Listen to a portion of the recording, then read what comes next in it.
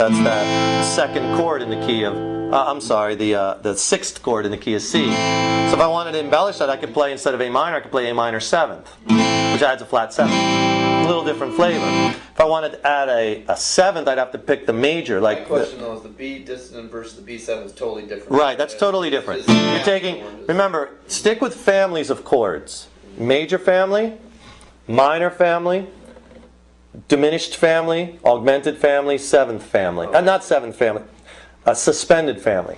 Major, minor, diminished, suspended. You really don't want to be mixing them up, per se. But, like when we go to that G chord, actually, I can go that 5 chord, which is the G, I can play the G7 instead. That's where you can substitute the 7th. So I can play, see how similar it is? It's only adding a flat 7. So here's my G major. If I wanted to, I can go G7. Or I could play a C7, if I wanted to play like a 1-4-5. I'm in the key of C, to the F7. Probably heard this before. Back to the C7. Now I'll go to the G7.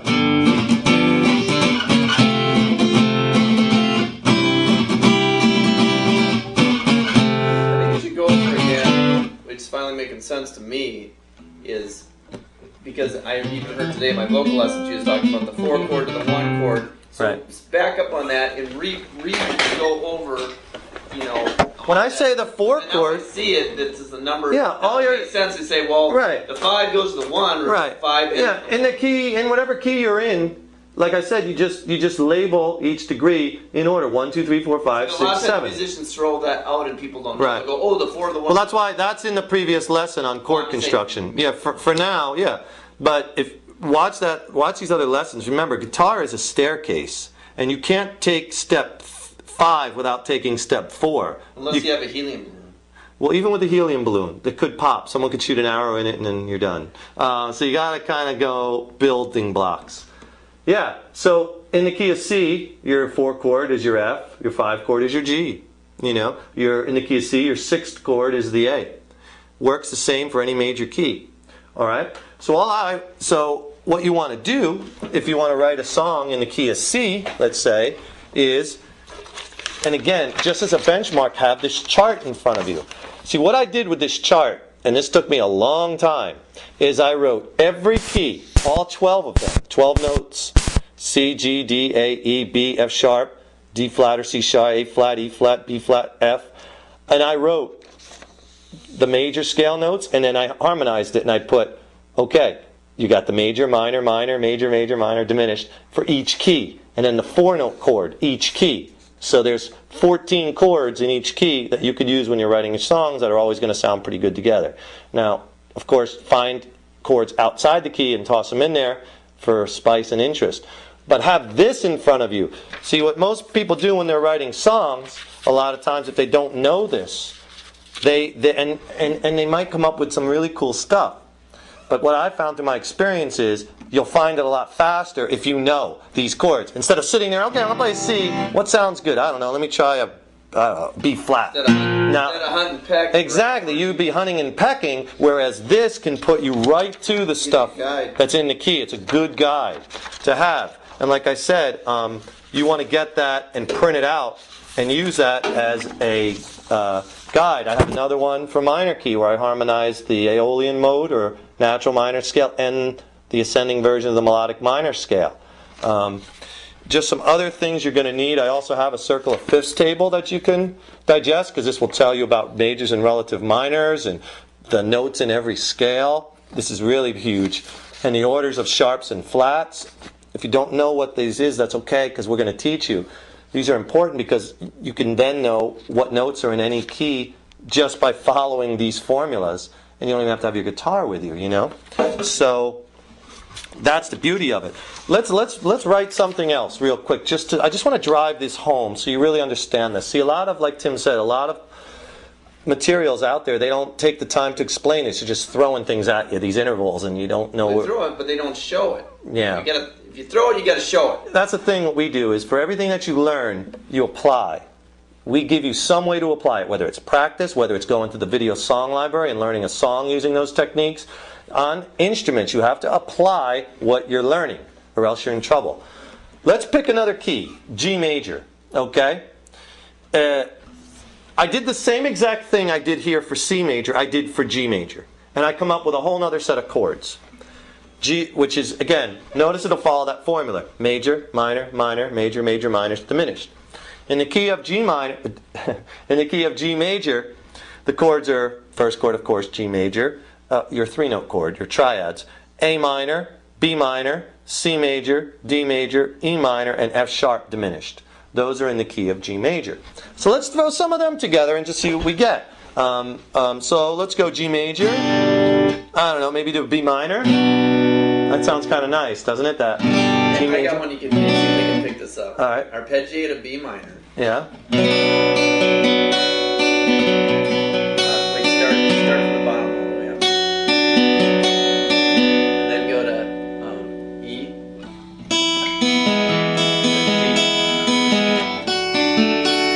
then B minor.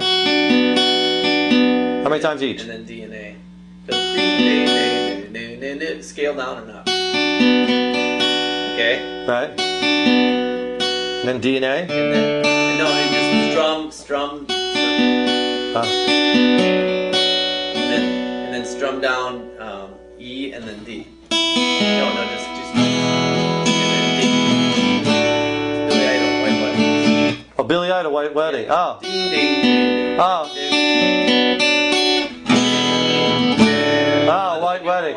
Billy Idol. And then reverse. And then, Oh, Billy Idol, White Wedding. Nice. That's a G. So is that G there? I don't think I might be in B minor. Okay, yeah, I might be in. well, here, that's a good lesson. What key is that in? Okay. Well, I'd have to hear the rest of the song to hear how it Okay, relates. so It might be in G because those chords are in the key of That's G. why I brought it up because he said G, and I remember you saying E and Yeah, B minor and D major are in the key of G major. So it just kind of makes sense to me now. That with this, I'm gonna get this chart because Right. even like No, you can't have it. it seems like I already got a copy of it. Oh, okay, then you're alright. So when you made this little grid for us, so if I want to get something in the key, I will just, I can mix it up, and it's probably going to sound halfway decent. Probably going to but, sound good.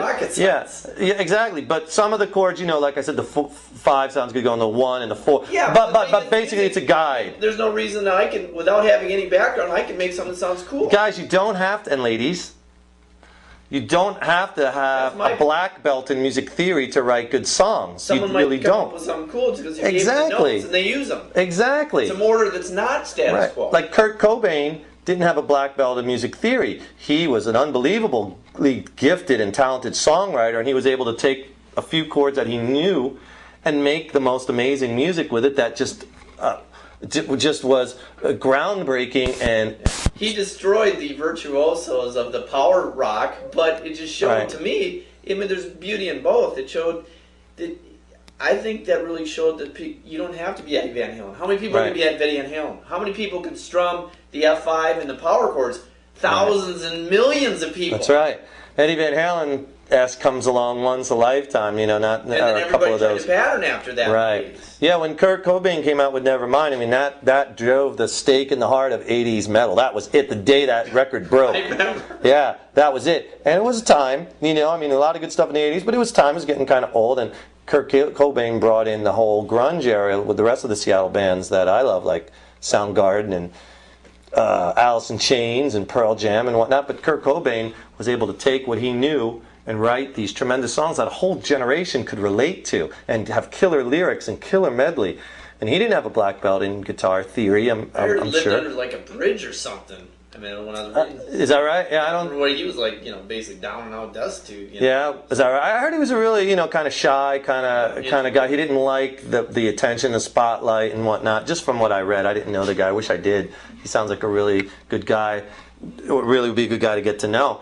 So yeah, use this and have fun with it and try to create. I want you to go and try to create your own things and your own sound and develop your own style and refine your art and hone your craft.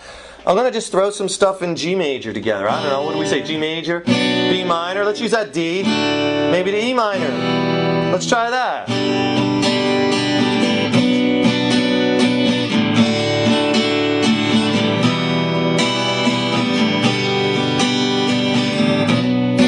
Not bad. Now, if we start out in suspended chords, it'll really spice that up a bit. I don't like the B minor. Maybe we'll go G, A minor, D. Or maybe we'll go G, A minor, C, D. There we go. G, A minor, C, D. Now I'm going to start spicing it up. G, A minor,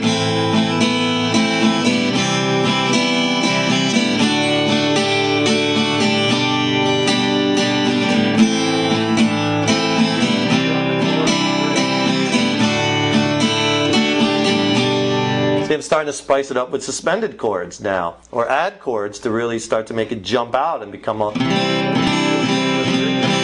What's that? Where would you go on a bridge for that one? To a chorus, maybe to a big 4 chord, maybe to the C, you know.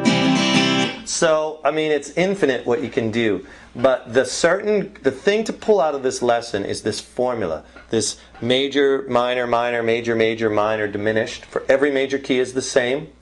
And to pull out of it that these certain group of chords that is made out of the notes of that major scale are pretty much always going to sound good together and are much, much more likely to appear in a song in that key than any other chord.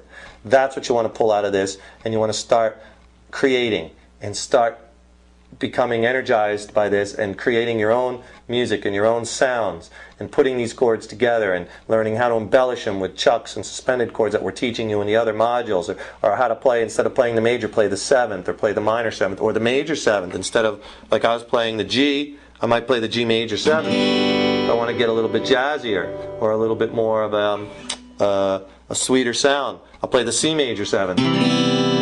You know? What do I always say?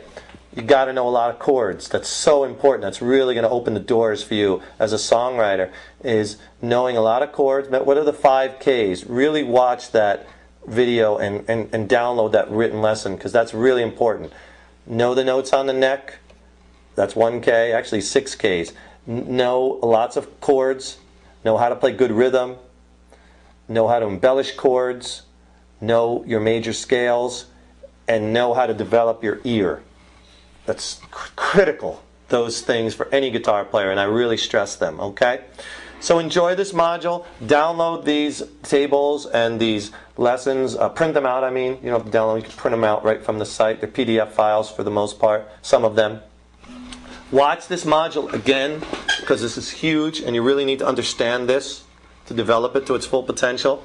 It's pretty simple, though. Remember, all the major scales are the same. They're all built the same. They're all harmonized the same, no matter what key you're in. And you're always going to have the same formula of major, minor, minor, major, major, minor, and diminished. Okay? So, I want to hear your songs. Post them on our forum. There's a place where you can post your own music. Okay? If you have questions on this, send them right to the forum.